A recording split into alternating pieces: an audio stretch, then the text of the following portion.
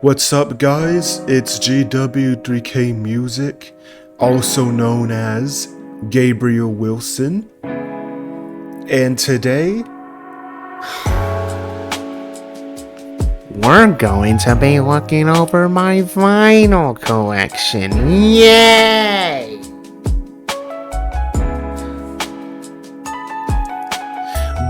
But of course, before we get into that, I'm just gonna quickly pan the camera and show you guys basically what my office looks like, because I'm pretty sure that I haven't even live streamed in here in this way before with my whole entire computer setup ever yet. So I'm just gonna show you guys. Behind me is just my beanbag that I sometimes rest in and chill inside of. Over there is literally my record player setup. That's what I use to spin my records, and then as y'all can see on the lower level, I have a lot of accessories. I have like a college dropout bear puzzle over there, some keychains, the box that one of my Chromacopia merch bundles came in, a wolf hat, and then some Rubik's Cube designs. So yeah, that's what my desk basically looks like. My bad if I keep having to adjust my phone, it's just difficult to kind of do because everything's being mirror flipped pretty much. I might have to edit that. But and then if you pan over here, let's see. Yep, there it is. Now the camera isn't gonna pick it up at all, so I'm just gonna put up a picture of it, but it's pretty much just a cherry bomb LED design that I have hung up on my wall. I figured that I would try and find something cherry bomb related, something cool to have in my room, and I found that on Amazon randomly, so I was like, you know what? This is a good idea because I don't even have any spare lamps that I can use on here or any nightstands. So, hey, we got two LED objects now, so that was my thought process. Did I just say thought process? But, so now, the moment that you've all been waiting for, it's time to show you guys my vinyl and CD collection, basically my physical music media collection as a whole. So for my records, I have them on different levels on this stand on the ground right now. So I'm gonna get to those records, but first I figured that the easier format to show you guys real quick would be my CDs. So we're gonna start with that instead. So, to start it off, this is Channel Orange by Frank Ocean. This is a tri-fold digi-sleeve. You know, you can see the FBI warning on the back for piracy, you know, anti-piracy warning. But yeah, in my opinion, Channel Orange is my favorite Frank Ocean album, and I would put it above Blonde. And I know how peak Blonde is, but at the same time, it's just, in my opinion, Channel Orange, I can just relate to that album more than Blonde, you know. The next one is Chromacopia. This is the official Chromacopia CD from Golfwing itself, from the album rollout. It's still being sold to this day. Individually, there was a test pressing version of it, but this isn't that test pressing version. This is the normal CD with balloon included, track 13 balloon included. You know, it's the normal album track listing, which I honestly like. I honestly like how this is the normal album and not the test pressing, so I can kind of have like the only physical edition of, you know, the normal album compared to the test pressing, because for the vinyl they don't have, you know, the normal version, it's the test pressing. So I'm glad that I have that album track listing on physical medium on something, you know. Alright, next one. This is MF Doom, Food, on CD version. Now, there's a 20th anniversary edition of this album that came out in 2024 to kind of pay homage to MF Doom. Since he passed away, I think like half a decade ago already. Now, this is the creative thing that I like about some of these jewel case packages. The fact that the album cover is in the form of a booklet, and you can take it out if you're careful enough, and you can actually open it and it has some artwork inside of it. So because this album is food themed, the creative thing that the creative team did when making this CD was turning the track list of the album into a menu and having like this cafe aesthetic, and I honestly love how creative that is. But yeah, this is the normal CD, and then this is a 2-disc package, because that other one is the CD music CD, and then this is a DVD, exclusive bonus DVD of MF Doom on tour performing the album, I believe. And then you just got more artwork. So going back to the whole digi-sleeve packaging, this is Graduation by Kanye, of course. You guys know what this one is. This album is peak. It's not my #1 favorite at all, but it's up there for sure. This is a trifold digi-sleeve. You know, has a lot of artwork. And this side right here has the CD. And then this side had a poster that I took out. But what I did keep inside of here is a booklet, and it basically has lyrics and album credits pretty much. So, you know, pretty good booklet, pretty good packaging overall. Now, speaking of Kanye West, the next CD that I'm gonna showcase is my #1 favorite project from him, Yeezus. Now, of course, it's very reflective. You guys can literally see the recording software and the monitor and stuff. Don't mind that, you know, but pretty much the reason why the album cover for Yeezus is just a blank CD and a sticker apparently is because when in the process of making the album cover for this project, he figured that the art of the CD was fading away at the time back in the early 2010s. So he kind of wanted to glorify it, kind of make a casket for the CD, if that makes sense. So he wanted to honor that format of music by making this the cover of the album. And other than that, I honestly feel like it's very fitting because of the whole experimental feel of it. But yeah, moving on in the CD collection though. This is actually, hold on, let me see. Yeah, this is the last CD in my collection, Alligator Bites Never Heal by Doechii herself, you know? And as you guys know, this is her Grammy award-winning mixtape from 2024, from last year. And of course, Doechii isn't a brand new artist, you know, but she did have her pop-off moment last year, which is honestly something that I'm very proud of for her, because she is talented. I feel proud that she was able to make it in the industry after a decade, because if any of you guys don't know, Doechii has literally been making music and trying to be a YouTuber, or overall trying to make it in life, since like 2014 to 16 when she was finishing high school. So she's been in the music scene a long time. She had TikTok singles blow up, but of course, you know, she finally got that Grammy, Definitely proud of her. But yeah, this is another one of them jewel case CDs where it comes with a booklet that doubles as the album cover, and it basically just has album credits, the track list, a few posters of Doechii and the alligator that she's holding, stuff like that.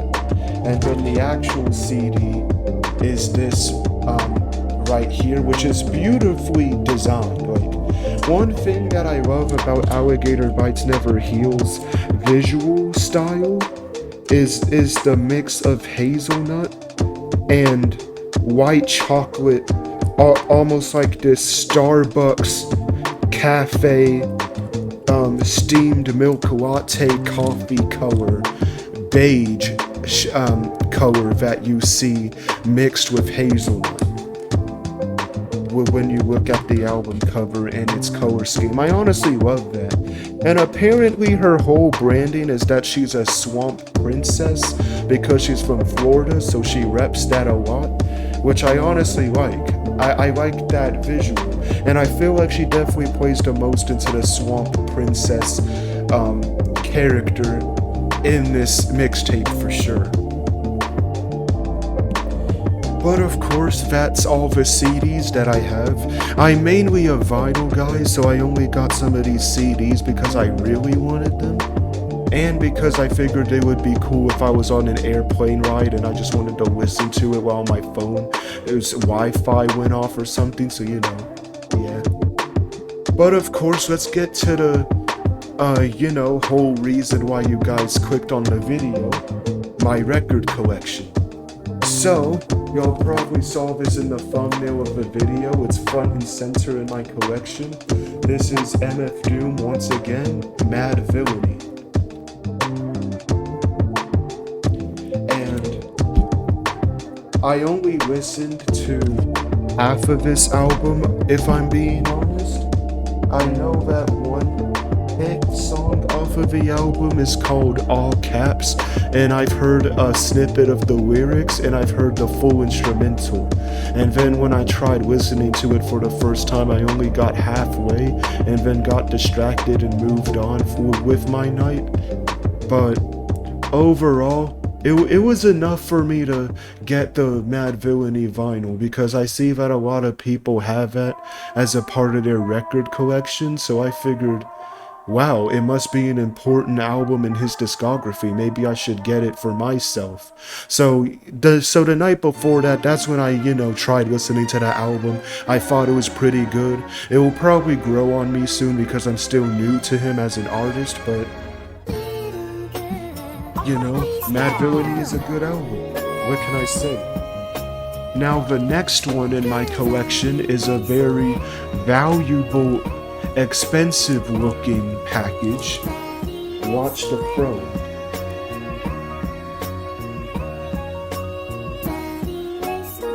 So this is a collaborative album project that dropped in 2011, made by Kanye West and Jay-Z, and I honestly love the album, because a lot of people overlook it, but I feel like it's underrated in today's terms, People don't realize, the subject matter that's discussed in Watch the Throne, the actual political implications in the subject matter, and the real stuff that they talk about, their current lives as famous rich artists, as famous black men, as black men with children.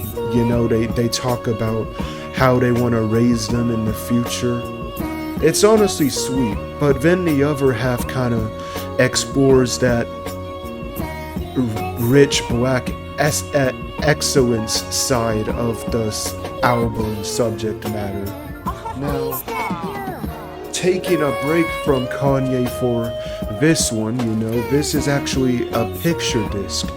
Now, the Watch the Throne vinyl is also picture discs, but this is my single picture disc that I own in my collection.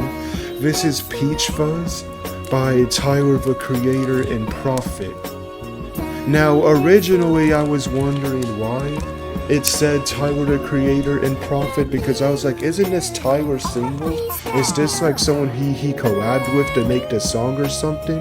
But then I realized that on the back it says that one side is Tyler's Peach Fuzz and the other side is apparently Prophet's song. So it seems like, similar to Call Me If You Get Lost estate sale on the song called What a Day, Tyler might have used a beat maker's instrumental in order to make that single. So he kind of gave the original producer credit and included his version of the song.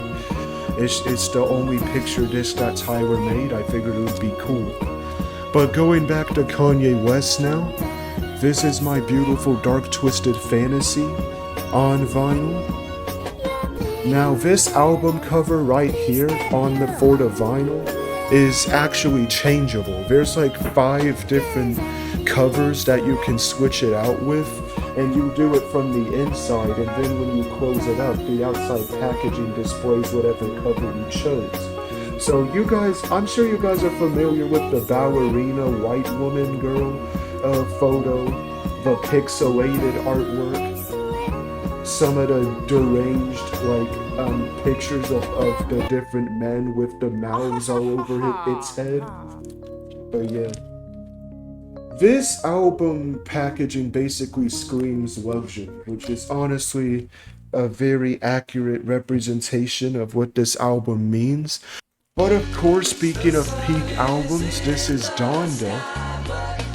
I know, right? We went from my beautiful Dark Twisted Fantasy straight to Donda. Look, I know it's a large jump, but doesn't matter. This is a 4 LP set because you know Donda is a long album, so it comes with 4 entire discs, which is insane to me. This is Donda Deluxe actually, so it comes with the Andre 3000 featured song Life of the Party, which I'm honestly the most excited about. Like imagine owning Life of the Party on vinyl. Like that song is crazy. Like that song actually hits. Like have y'all listened to the instrumental of Life of the Party late at night? It hits, I'm telling you. But other than that, Donda as a whole, very well-loved album. A lot of people say that this is the last good album that Kanye has ever made, because ever since he just made Vultures 1 and 2, and according to a lot of people, that marked the downfall of his discography, which I can honestly agree with, because Vultures 1 was on vinyl and CD, but I was like, nah. Because that album is trash. I'm not gonna pay $30-something to get that on vinyl, bro, just for the collection. Nah. Vultures 1 is not it. So I definitely wasn't gonna buy that. But Donda, overall, I can honestly agree with people when they say it's his last good album. I see what they're talking about. So, it is unfortunate, you know, the path that he went to, but what can I say? He's his own person. It is what it is.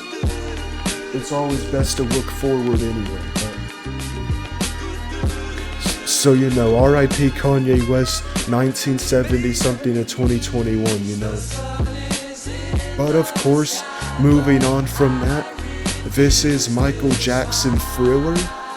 And this is my only old school record that I own, I guess you could say, because I have a very modern taste. Michael Jackson is one of the greatest. I had to get an album from him. But going back to Doechii for a second, this is Alligator Bites Never Heal on vinyl instead of CD, and it comes in a translucent hazelnut color.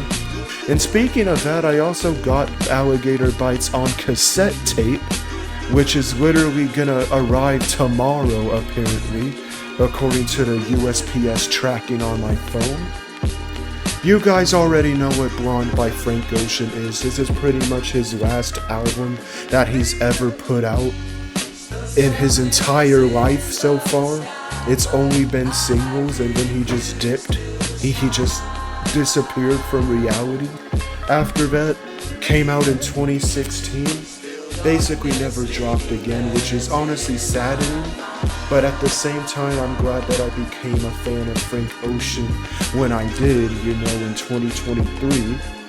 Alright, so the next one, we're going back to MF Doom. This is the last MF Doom physical media item that I own.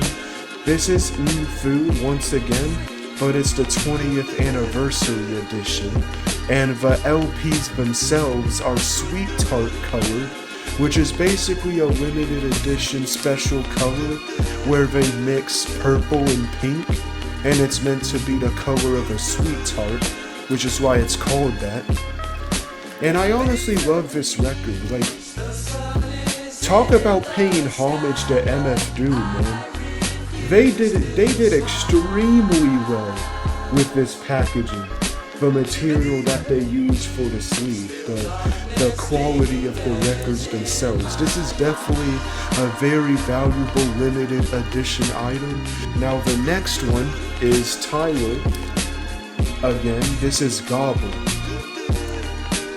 Apparently there's a rumor going around that Goblin has stopped being repressed on vinyl, and that most likely means that there's going to be a 15-year anniversary limited edition or something, but who knows. But I guess the same thing happened with Cherry Bomb, right? There were some record store day editions, and then they just came out with something new, so maybe they're right. But yeah, either way, if that's true, I'm glad I own this, because that means I have one of the only copies now. Oh yeah. Speaking of Tyler, this is Call Me If You Get Lost, the normal edition. And the reason why I say normal is because Call Me If You Get Lost has been pressed on vinyl for the normal album, the original 16 tracks from 2021. And then it's been pressed again sometime a year later for the estate sale, which is the deluxe version. So both this one and the estate sale are the exact same album cover, so a lot of people can get confused. But the next one is very exclusive, and when I say next one, I mean the one I'm holding now. My bad, that was kind of delayed, but this is one of the most valuable records that I own. This is Cherry Bomb Instrumentals Record Store Day Edition, my friends. Record Store Day. See the sticker? See it right there?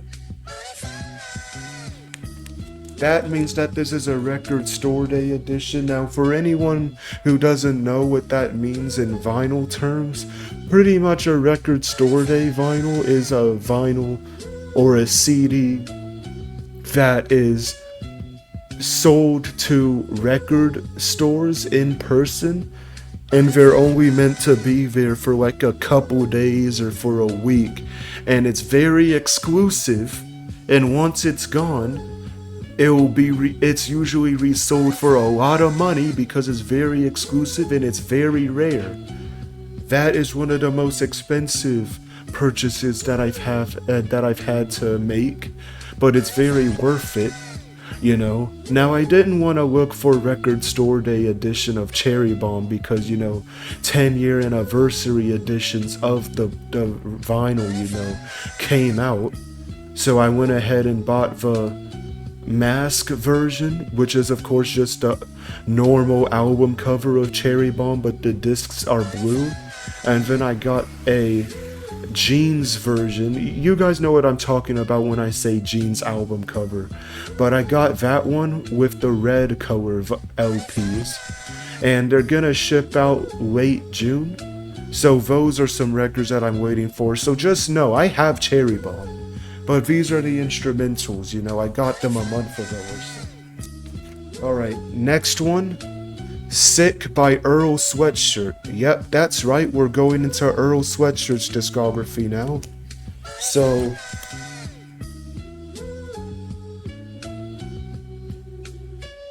Sick is an album that he came out with in 2022, and the reason why it's named that is actually more basic than you think, because this was made, of course, a couple years after the COVID pandemic first occurred, and that's why he named that album that way. And I'm pretty sure that the subject matter of the album is just him navigating mentally and physically through this unprecedented time that he's currently living in. And the reason why that vinyl package looks so glossy and has that black rectangular thing on the side is because that's actually a limited edition pressing, and I can't really pronounce the word, but it's a tabulasa rasa color version of the record. The original record is just plain black, but that one's the special edition. I'm pretty sure that it dropped under some music streaming company, and that's why it's so exclusive. But it was only $34 on Amazon. Like, it was the most random item I've ever seen on Amazon in my life. Like, you would think that a limited color of a record would just be on Discogs or something, or eBay, but nah. Literally just somewhere on Amazon, $34. I was like, beep! Purchase! No hesitation. And there's a reason why I did that. Because I already bought this album before I got that limited edition one, but this package ended up coming in the mail busted. As you guys can probably see right here, you can see that the outer sleeve is very open and ripped apart.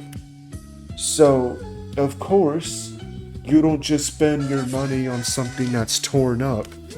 So I decided to go ahead and get another version of this album, but not the same one, I didn't want to get a replacement. I figured it would be pretty cool to own duplicates of it, one being plain and one being limited edition. I figured it would be cool. Speaking of Earl, this is Feet of Clay, and not just Feet of Clay. This is Feet of Clay Deluxe. This is his 2019 EP that he came out with after some rap songs dropped in 2018. And yeah, and because it's the deluxe version, it includes the two singles Ghost and Whole World. But the next one is Isolation by Kali Uchis. Kali Uchis is one of my favorite singers because even though I'm a hip-hop person low-key, I'm also a R&B neo-soul experimental guy, so I like artists like her who are able to kind of make different type of songs, And I believe this came out when she was still a fresh artist, because I think her debut was literally 2015 or earlier, when Tyler was in his cherry bomb phase or wolf phase. But in my opinion, Isolation is my number one favorite album from Kali Uchis, and the rest of her discography I didn't listen to at all because she is Colombian. So I'm pretty sure that the rest of her discography after this, she focused on just Spanish music. And of course, as an African American, I don't understand Colombian. So of course I just never checked out the rest of her discography. Who knows, maybe it's beautiful, maybe I can still understand it. Maybe it would be a whole new world to enter into in terms of listening to music. But for now, Isolation still stands as her best project. This is Kali Uchis' Flower Boy. Because usually when an artist in their discography has a peak album, I say that it's their Igor, but some artists have their Flower Boy, which means that it's not Igor status, but it's still as peak as Flower Boy, because that was like their magnum opus, not exactly, but it was the album that made the artist, Going back to Earl Sweatshirt, this is his 2015 album. I don't like shit, I don't go outside. And the reason why it's titled that, of course, it's pretty self-explanatory. This album kind of explored his depression phase. Because one thing about Earl Sweatshirt is that during his life so far, he kind of went from being a teenager, an edgy teen from Odd Future who was a very good lyricist, but then he was kind of sent away to a desert island with a few other people because his mom kind of wanted to prioritize his mental health first. And when he returned eventually, he came out with his debut album Doris in 2013. And this album, is his, it's his debut, so of course it's not perfect, but it's still amazing. It's an Odd Future Wolfgang classic for sure. And because he was still a little 18, 19-year-old kid, he didn't really understand how to handle the newfound fame that he was, experiencing. So it was definitely new for his And ever since, he kind of went into this depression phase since like 2015, where like his grandmother died or something, his dad died. And it's honestly unfortunate, it's very tragic how much death he's experienced, the phases of depression he's been through, And his depression phase didn't just stop with, that 2015 album, Because some rap songs, Earl Sweatshirt's Igor, I should say, because it's that good, is Earl Sweatshirt's introspective album, his most introspective album to date, in my opinion. Vordier, I butchered that name, I know. This is meant to be French, and pretty much the word it means justice or court system. Most likely is the French saying for justice, which explains this whole design on the front. And I honestly hold Vordier to be my number one Earl Sweatshirt album to this date. Came out in 2023. As of now, this is his most recent album. And the reason why I love this one is, not only because of the visual appeal and how it ties into the sound of the music with its 1960s, 70s comic books style artwork, but also the sound of the music as well. Like, The Alchemist produced the whole album, and the way that he makes the instrumentals sound like a nostalgic 1970s cartoon is just otherworldly to me. The College Dropout by Kanye West, and the reason why this is a classic in the first place is because this was back in 2004. Back in the day, he was still a producer. He has been a producer since the 90s for artists like Jay-Z and stuff. And he's been very underrated during his time. And this was his debut album. There's a Netflix documentary called Genius that goes in depth into like the raw experience that Kanye went through trying to break into the music industry. And that album is one of the most soulful projects ever made, for sure. But of course, he didn't just stop there, because he continued with Late Registration, his sophomore album. At first, I didn't really hold Late Registration up that high on my favorite Kanye projects, but after re-listening to it so many times, I now would say that it's top 5 in my opinion. This is Minecraft Volume Alpha. Look, I know that my record collection is very random. We done went from Tyler to Kanye, back to Tyler to Earl, to Kale Uchis, to this video game OST record. This is just the order that I have it in, don't worry about it, but pretty much, it's a very basic LP. It's one disc. It has about maybe 15 songs or 12 songs. And it has all of the classic OSTs tracks from Minecraft from back in the day when the game was still young. Which is why I wanted to buy it. You know, it has tracks like Wet Hand, Sweet, and Mice on Venus, you know, so I had to get that version. But of course, that's the only Minecraft or video game physical media object that I own in my collection. Alright, so now we're going back to Tyler. This is Wolf. Probably one of his best albums out of the whole old Tyler phase chapter of his discography. This basically marked the transition between his very edgy content and what would be soon to be his most experimental project yet, which eventually led into his best albums. So, of course, that's why I hold them to such a high regard, because they're just plain awesome, man. What can it's just a great record. Alright, continuing Tyler's discography, we have Chromacopia. This isn't the normal Chromacopia album, though, that's from streaming services. This is what I was talking about when I was mentioning test pressing version 1.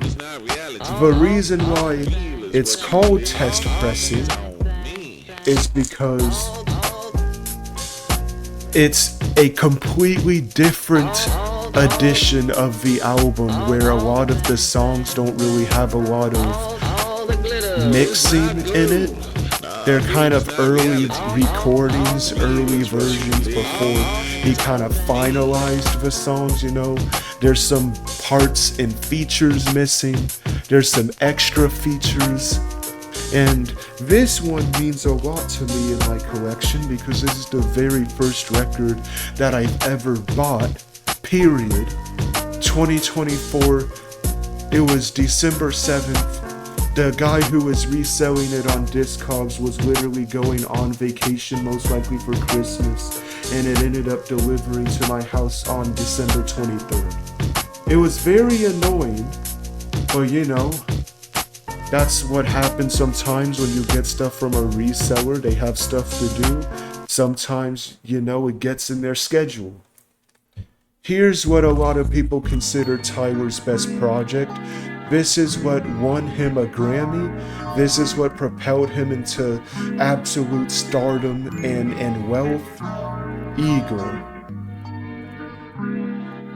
Only 12 songs, but those 12 songs are very impactful because this was his love and heartbreak album that he made.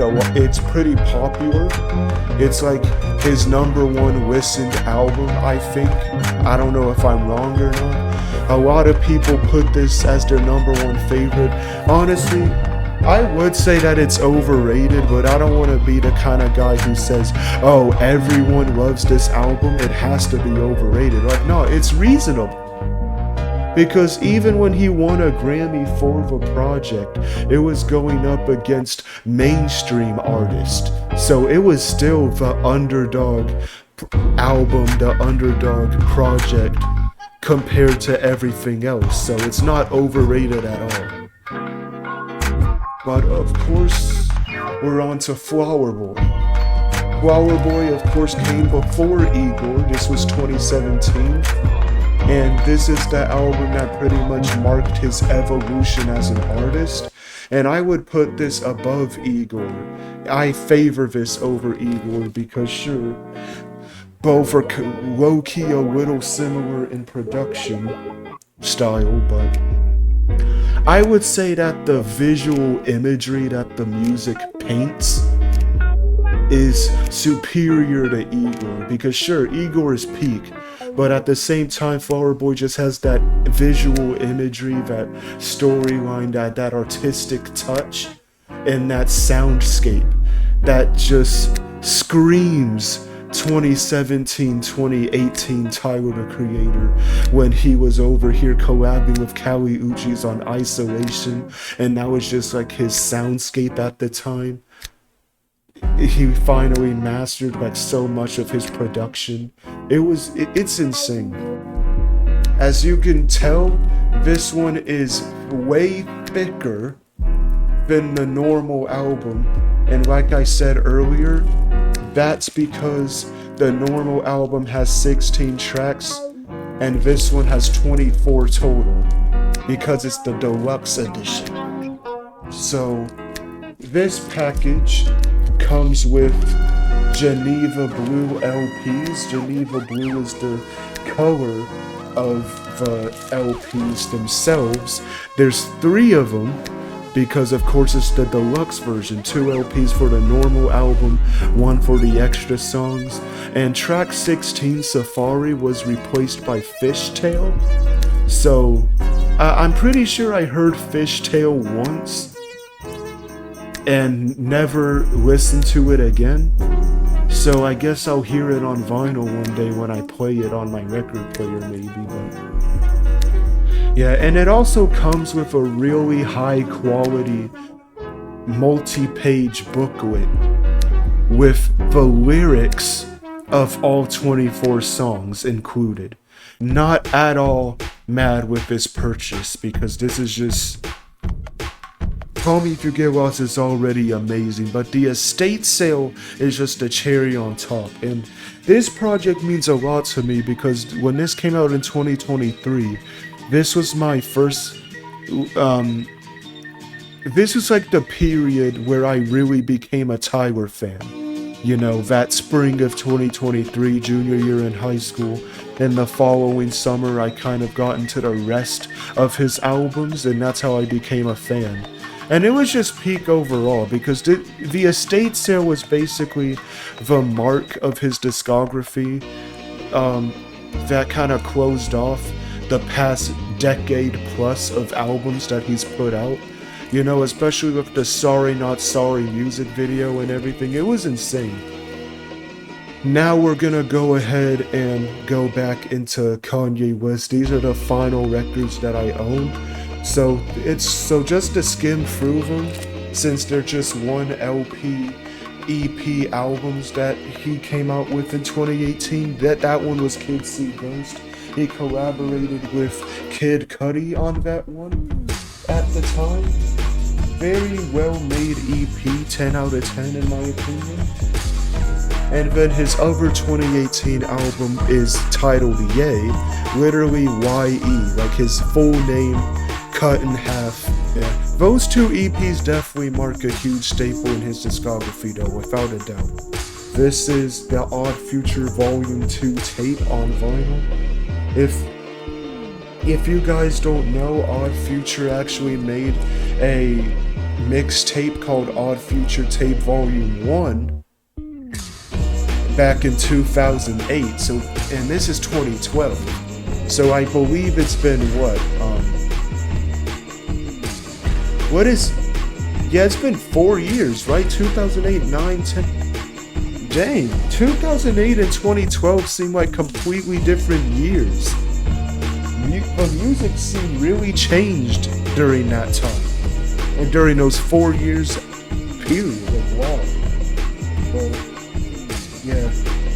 So the early 2010s was a period where Odd Future as a whole was popping off as a music group, and they decided to collaborate as a team to create a second Odd Future mixtape, but this is their debut album rather than a mixtape. So technically it's an album, their first and only album from the Odd Future collective together. And ever since all the members kind of dispersed, you know, Tyler made Wolf, Earl made Doris, Odd Future was still a thing until like 2015 through 17. But you know, everyone kind of dispersed after that. They never really made any full Odd Future group collabs after that. Which is honestly unfortunate, but I feel like they gave us enough musical content as it is, so I feel like it's still perfect. It's a perfect subject to leave on, for sure. But this right here is one of the best purchases that I've made, because this is 808s and Heartbreak. Came out in 2008, made by Kanye, of course, and this is a trifold, meaning that it opens up to 3 faces, and it's only 2 LPs, of course, you know, because it's a 12-track album.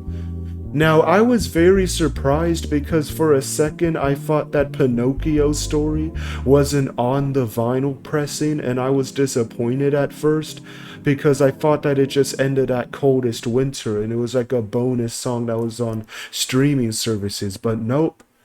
It was basically a surprise bonus song on the vinyl itself. They didn't list it, you know, on any of the front covers. It was literally just a surprise song. Alright, now for the moment that I've been waiting for pretty much the whole video.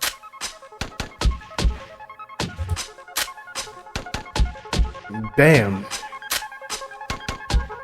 Guys, ladies and gentlemen, this is the largest, one of the more valuable packages that I own, but most importantly, the largest and one of the best vinyl orders that I've made ever.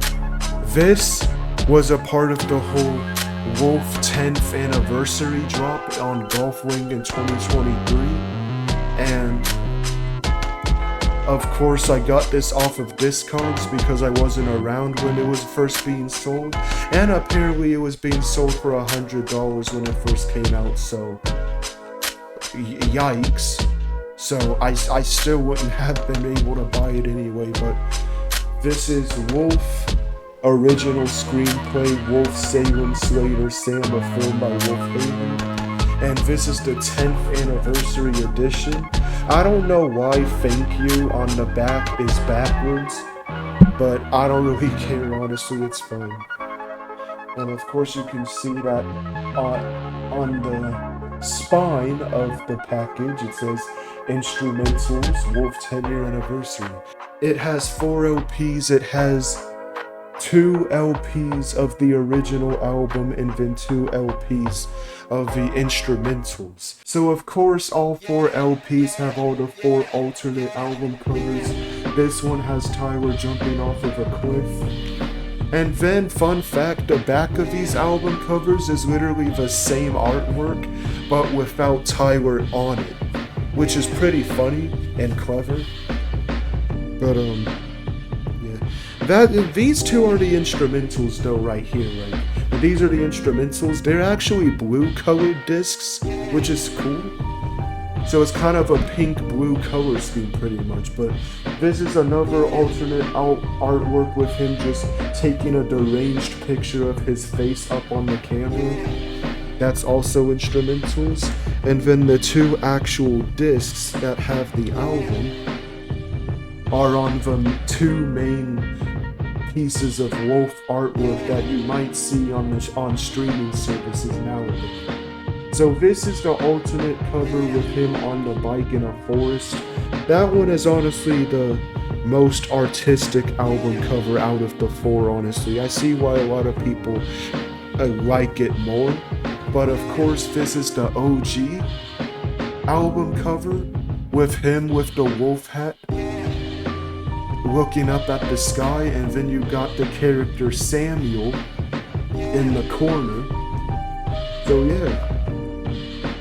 And what I love about this is that it came with a 12 by 12 inch poster one side has this exact wolf design on it, and the other side has the Tyler on the Bike in the Forest album artwork on the other side, so it's a double-sided poster.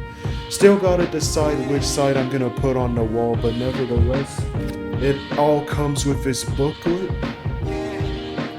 which is very well made.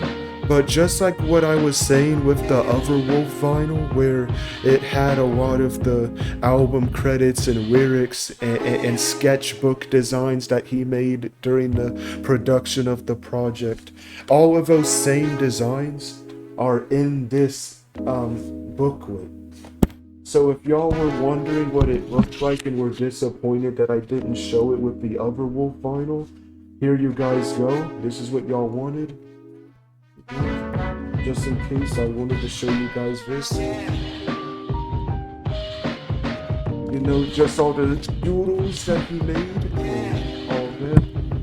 And then the back has the